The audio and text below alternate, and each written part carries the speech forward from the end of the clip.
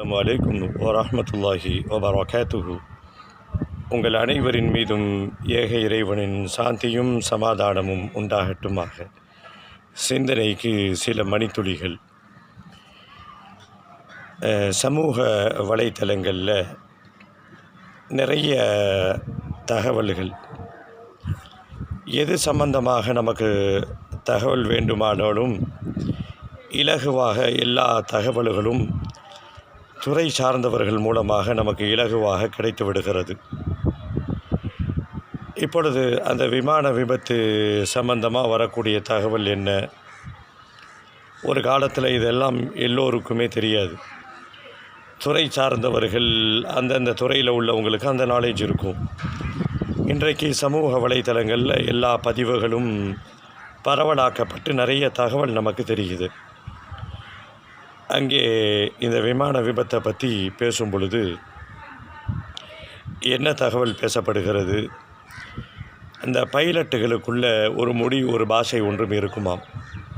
தகவல் வந்த செய்தி, அந்த பைலட்டுகள் பயிற்றுவிக்கும் பொழுது அவர்களுக்கு நிறைய விஷயங்களை சொல்லித் தருவாங்க. அதில் இக்கட்டான ஒரு நிலை வருகின்ற பொழுது அவர்கள் மேடே மேடே என்று 3 வாட்டி அடைக்கணும். அப்படி அடைத்து விட்டால் இதுதான் கடைசி தருணம், இதற்கு ஒரு அபாயத்திலே நாங்கள் இருக்கிறோம், அது என்ன அபாயம் அப்படின்னு நாங்கள் சொல்வதற்கும் எங்களுக்கு நேரம் இல்லை என்பதை வலியுறுத்தும், புரிய வைக்கிற மாதிரி மேடே மேடே என்று சொல்வார்கள் என்று இன்றைக்கு தரவுகள் மூலமாக நமக்கு செய்திகளை அறிகிறோம்.